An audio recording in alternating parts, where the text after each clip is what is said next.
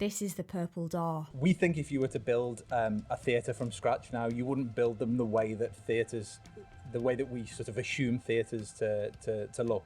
Don't understand why theatre implies all of these sort of rules that you've got to sit in the dark.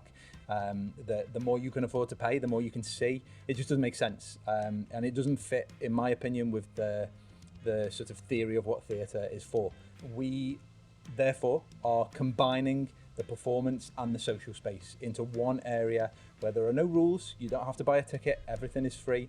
You can come, you can go, you can turn up late, you can bring your kids, you can bring your dog. This is not a problem. In some ways, it's kind of like doing an outdoor theatre experience inside. Every element of our programme is not determined by one person at the top deciding what they think everybody should go and enjoy. It's decided by a community board who represent the people that we work with. We will be doing quick response programs, responses to things that are going on in the news, that are going on locally.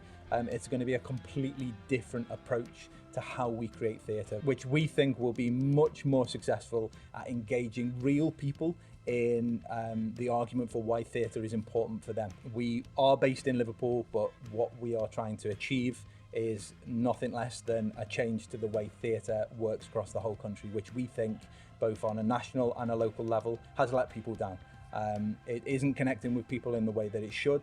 It isn't connecting with people in the way that it says it is. And we are not just talking about it, we're doing it. The Purple Door is going to be a hub for the North. It's based in Liverpool, but it's open to everybody who thinks that the current system doesn't really work for them, which we think is a lot of people. We still see this attitude that, if you're in the regions, whatever that even means, that somehow that's a kind of training ground for things getting better for when you can eventually go to London. And it should be equally available to everyone. I think it needs a complete change as to how we view theatre as a career, how we view theatre as an entertainment source, and how we view theatre as a thing to engage with. So our programmes will be rehearsed in the evening, which means that the people that we work with can have a job elsewhere, because being a full-time actor in the North for a lot of people is not viable because there's simply not the amount of work.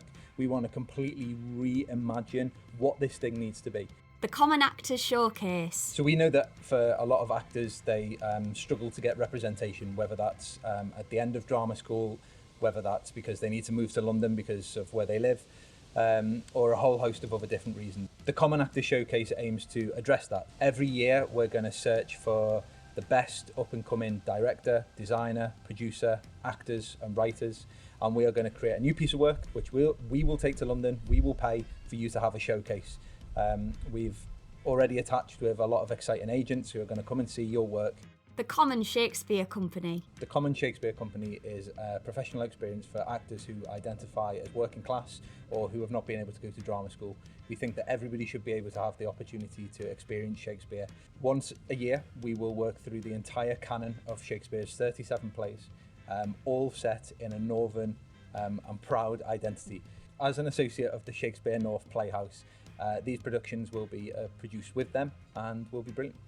The Classroom. We are really concerned that if you're a new writer, where do you get your work seen? Where do you get it published? Where do you get your inspiration from and your audience from? So the Classroom is primarily, to begin with, an online space on our website where anybody can write the articles that mean something to them. We encourage people to have opinions. We encourage them to be political and to be engaged. We think this is a really important way for writers of any age, of any background, of any experience to share their experience with each other and to connect with an audience. You know, the publishing industry is not a very diverse industry, and it's very difficult to get into, especially for working class writers. And this is our attempt to address that. The PurpleDoor Streets Project. So we think it's really important not just to expect people to come to us, but for us to go out to them. Every year, we will pick a different street within Liverpool. We will send all of our resources to that street, and we're going to work with the street to create an original piece of artwork about the street. We're really excited. Every year, we'll pick a different community and to create a piece of work that sort of represents them, that tells the history of that street, that tells the story of the people who live there. It's going to be one of our sort of flagship programs and something we're really excited to work with local artists, local practitioners to bring to life. The PurpleDoor Emerging Critics Scheme. We think it's really important for there to be opportunities for people who want to write about theatre, and we just don't think that there's many paths into this route for people. So the PurpleDoor Emerging Critics Scheme helps young people to get involved in writing about theatre, whether that's as reviews or in an academic way. We're partnering up with some of Liverpool's most exciting theatre critics to develop this training scheme to help people get their first step through the door. No Holds Barred podcast. We know that there's a lot of people who maybe want to learn a little bit more about Shakespeare than what you learnt in school, which, let's be honest, wasn't exactly the most entertaining introduction to his work. And so No Holds Barred we describe as a Shakespeare podcast for people who don't like Shakespeare. It's going to be fun, it's going to be entertaining, and we've partnered with the Shakespeare Institute, which is part of the University of Birmingham, who have access to some of the most renowned Shakespeare scholars on the planet, to bring you this really interesting and entertaining podcast, which will be launching this winter. The Virtual Learning Hub. We live in a time of constant change, and we recognise the fact that sometimes it can be really difficult to keep up. There's a lot of calls for people to educate themselves, but we think that if you don't know where to start with that, this journey can be quite hard.